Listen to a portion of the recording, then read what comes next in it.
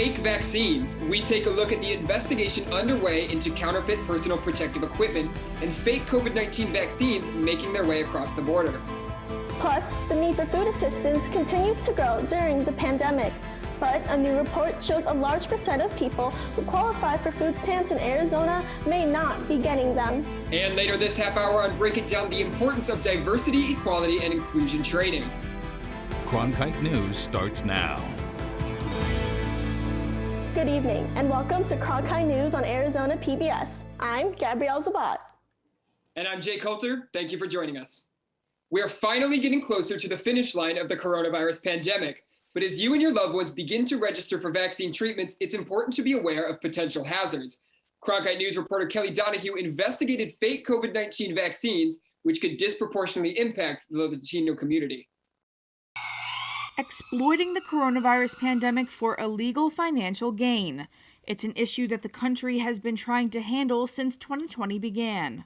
Arizona Attorney General Mark Brnovich has been warning residents since April. Let me assure you that any business or individuals that take advantage of COVID-19 to scam Arizonans will be held accountable. But now, Immigration and Customs Enforcement is warning of a new surge of counterfeit COVID-19 vaccines. ICE's Homeland Security is investigating the illegal sale and distribution of fraudulent COVID-19 remedies, which the agency says are the product of local scammers trying to capitalize on the public demand for COVID-19 medical treatment. Carmen Heredia of Val del Sol says they are distributing COVID-19 vaccines to the Latino community and advising them about scams. The Latino community is dying at a higher rate than other minority groups due to COVID-19. So the fact that scammers would use any time of urgency to exploit people and prey upon the community is terrible. Advocacy groups like Chicanos por la Causa are also helping Latino and immigrant communities, but they say they've encountered a big challenge. We want to make sure that when people are being vaccinated, that they're being vaccinated by a vaccine distribution center that is supported by the Department of Health, that the vaccines come from the government, the federal government, because it's important that when we get vaccinated, that we get the right vaccine, that we get, the one that is, supported by the Department of Health. ICE seized over 200,000 counterfeit N95 surgical masks at Phoenix Sky Harbor International Airport. Federal authorities launched an operative to fight this type of crime. HSI Executive Associate Director Derek Benner said in a quote, "Under Operation Stolen Promise, ICE HSI utilized its broad investigative authority to protect consumers from the increasing and evolving threat posed by COVID-19 related fraud and criminal activity.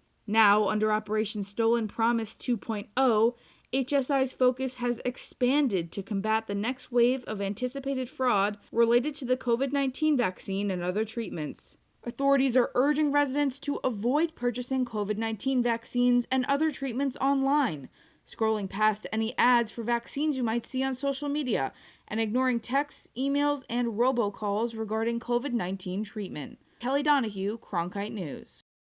The U.S. Food and Drug Administration is also telling the public to avoid any advertised quote-unquote quick fixes to the coronavirus and any other claims that seem too good to be true. While you may be tempted to purchase or use questionable treatment products, it's important to remember they haven't been approved by the FDA. As part of the ongoing investigation into counterfeits sold in at least 5 states, federal agents have also seized more than 10 million fake N95 masks in recent weeks. Officials say the most recent seizures occurred when Homeland Security agents intercepted hundreds of thousands of counterfeit masks in an East Coast warehouse. Investigators notified about 6,000 potential victims in at least 12 states. That includes hospitals and medical facilities who may have unknowingly purchased the knockoffs. The phony masks are not tested to see whether they meet strict N95 standards. That could put frontline medical workers at risk if they are used while treating patients with COVID-19. Right now, the schools of Maricopa County are working with health authorities to conduct vaccination events for their staff. Cronkite News reporter Nicole Long tells us how and where these events are taking place. Maricopa County teachers have been working with their districts to get vaccinated, but some, along with parents, are still worried about COVID-19 spreading in classrooms. Sarah Carrillo says her 3 grandchildren are attending school remotely, but soon they'll return to classes in person in Tolson. I am feeling a little calmer now. I keep worrying that they will get the virus, but I'm already relieved knowing that teachers are getting the vaccine. Maricopa County schools are working with county health authorities and are holding vaccination events for their staff based on space availability, regions, and scheduling with pharmacies. Kathy Hoffman, Arizona Superintendent of Public Instruction, says the process is helping them in many ways. For us to achieve our goals for in-person learning and return to stability for our students, teachers, and families, we must ensure that school communities are safe for students and staff alike. Aaron Shields of Mesa Public Schools says the vaccination process is vital for both teachers and students. I think the vaccine's a really important key part of it, but I think teachers are definitely aware of the fact that, we all have to do our part, to keep everybody safe. Those eligible for the vaccinations include public, private, and charter K-12 schools, as well as childcare facilities, including home-based childcare sites. Most school vaccine events are planned for 2 to 3 days in a row. The majority of school sites will be administering the Moderna vaccine. As for Carrillo, she says that she has conversations about safety with her 3 grandchildren. I tell them to be safe, use face masks, avoid parties, avoid group gatherings. After the first dose, teachers and staff will need a second vaccine within a minimum of 21 days after Pfizer, or a minimum of 28 days after the Moderna vaccine. Many school districts are looking to start optional in-person learning after spring break, with the hopes of returning back to normal by the next school year. In the studio, Nicole Long, Cronkite News. According to the Arizona Department of Health Services, over 1.3 million Arizona residents have received the vaccine. This number breaks down to 1 million people receiving the first dose and 300,000 individuals receiving both doses. And half of residents 75 and older in Maricopa County have been vaccinated. We've all seen the images, long lines of people waiting for food as COVID-19 continues to hammer the economy. But a large number of people in need may not be taking advantage of the help that's out there, a trend that continues, advocates say, despite the rising need, as Molly Hudson reports from our Washington bureau. As many as 2 million Arizonans were eligible for food stamps in 2018, but as many as 30% of them did not access that benefit, according to a new report from the Census Bureau, a shortfall that advocates say continues today. We definitely have seen that with folks amid COVID who may have found themselves newly unemployed, maybe not understanding that they are eligible or how to navigate the process or how to apply. But it's not just the newly needy, says Adrian Udarbe, the executive director of Pinnacle Prevention, a food assistance nonprofit organization. Advocates say the Supplemental Nutrition Assistance Program, or SNAP, is burdened by confusing paperwork, fear, and just a lack of knowledge about the program. Much of what we were seeing at that time was regarding fear related to participation. Cynthia Zwick with Wildfire AZ says the problem varies from county to county, but is felt everywhere. Example, in Maricopa County, 26.8% of our families are eligible for SNAP, but only 67% of that population are actually enrolled in the program. The lowest participation was in Yavapai County, where only 53.5% of those eligible got SNAP benefits, according to the Census Bureau. While workers in one benefits program often try to alert families if they're eligible for SNAP, Udarbe says that message doesn't always get through. And when it does, applicants face an intimidating application, says Ashley St. Thomas with the Arizona Food Bank Network. It's about 50 pages. Not all of those are pages with questions, but that's kind of daunting. And the application gets personal, Udarbe says. You are sharing a lot of deep personal information when you are applying to participate in the program. And it can be an overwhelming process in just the amount of paperwork and the amount of details that you have to provide.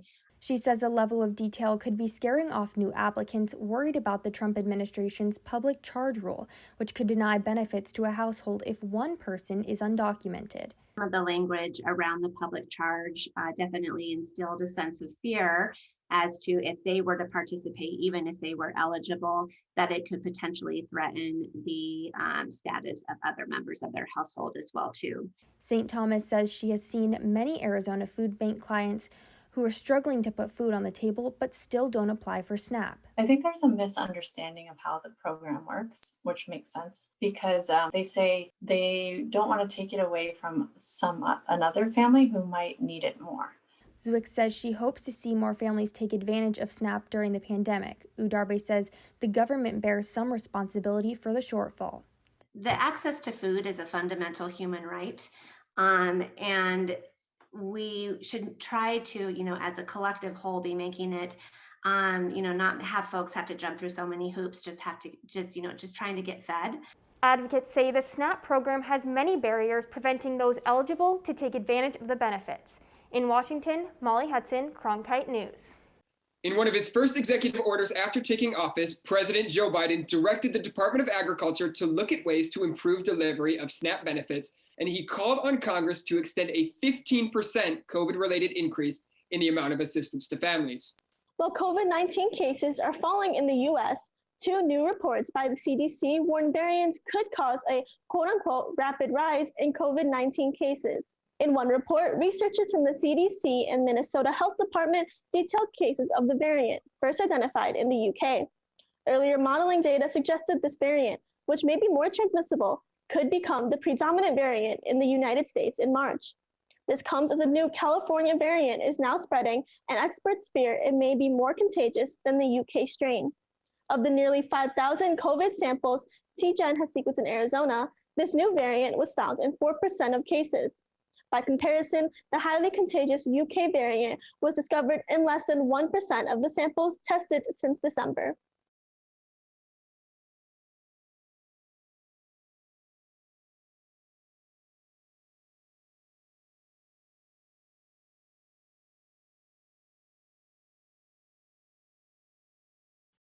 The experts say the same prevention methods can help slow the spread of the variants, including wearing a mask, social distancing, and hand washing.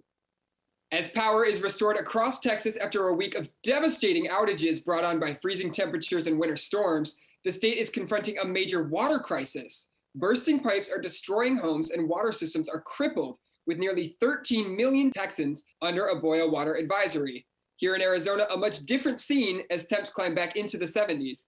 Let's go to Abigail Verwick for more on what we can expect this weekend. Thank you, Jake. Yes, we are seeing a lot of this colder weather in the middle of the country. And while cities like Minneapolis and Chicago are used to this cold weather and snowstorms, places like Oklahoma City, Dallas, and Houston are unfamiliar with this type of weather. However, these colder temperatures over here do impact us here in Arizona. Let's take a look at the rest of our evening. At around 6 o'clock, we'll be looking at a high of just below 70 degrees, sunny skies. However, we're going to see that temperature continue to drop just below 60 for the rest of the evening. Let's take a look at our lows for tomorrow morning. Everything above the rim will be pretty typical temperatures with Flagstaff at 18 degrees. However, everything just below the rim will be a little bit cooler than usual, with Phoenix at a low of 47, Casa Grande at 42, and Tucson at 41. Let's take a look at the rest of the weekend. Saturday, we have a high of 77 with Sunday at a high of 72. Monday, it'll warm up quite a bit and be just below 80 degrees. Continuing with that warm weather, we're going to go into Tuesday with a high of 80. However, following Wednesday, those temperatures are going to continue to decrease to about 70 degrees. However, we're going to see sunny skies the whole rest of the week and clear skies. In the Weather Center, Abigail Verwick. Coming up next on Cronkite News, the priceless treasures cops found in a stolen car, and why they meant the world to one Tucson family. Stick around for the story.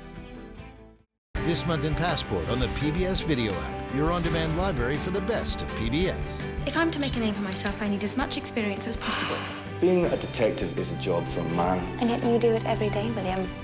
What we experienced is apocalyptic. We're learning the lessons to not go through that again. I'm Gustavo Dudamel. Join me in concert at the Hollywood Bowl. These and other shows from your PBS station are available with Passport on the PBS Video app. Download it today. Madame Lambert, quelqu'un a essayé de vous tuer. Il y a 2 ans, on a assassiné mon mari et kidnappé ma fille. Où est ma fille? Ils ont disparu dans la nature, on n'a pas une piste. C'est à moi de les retrouver, Louis. Il y a un truc qui cloche, tu vois. Vous courez un grave danger. No Second Chance. Available with PBS Passport March 25th. Take a journey with Arizona PBS. Join us every Sunday afternoon for Destination Drama. Watch all your favorite PBS dramas like Grantchester. I'm William Davenport, new vicar of Grantchester. Poldark. Nothing in my life has meaning without you. And Victoria. I know that I'm young, but I know my duty. And if you missed a recent primetime drama, we'll help you catch up on those too. Destination Drama. Every Sunday afternoon at 1. Only on Arizona PBS. It's prime time on your time. Watch Prime Afternoons every weekday on Arizona PBS. Did you miss a show in the evening? Then catch up on Prime Afternoons. Your favorite dramas. No more bloody heroics. Antiques Roadshow. Really? Nature and Nova. It's time to reintroduce some wonder into this miracle of nature. All of the best from PBS on Prime Afternoons. Weekdays starting at 1:30, only on Arizona PBS. PBS, where the drama is on Sunday nights on Masterpiece. The finale of Miss Scarlet and the Duke. You've taken a shine to this woman. My concern is purely professional, son. Followed by the finale of All Creatures Great and Small. This time tomorrow we'll be married. And the rest of our lives. The finale of Miss Scarlet and the Duke. And the finale of All Creatures Great and Small on Masterpiece. Sunday on Arizona PBS. Take a look at these old letters. Tucson police found them in a suitcase on the back seat of a stolen car. The letters are from the 1920s and 40s. Most are addressed to a Tucson woman named Donna. Unfortunately, Donna passed away 25 years ago, so these prized possessions will go to her niece. My mother, her sister were very close, and I'm hoping I'm going to find a letter or two from my mother to her sister, Donna Roach. That would be really neat. Please say among the letters are words from overseas during World War II. That's it for Cronkite News tonight. Thanks for joining us. For top Arizona stories anytime, go to cronkitenews.azpbs.org.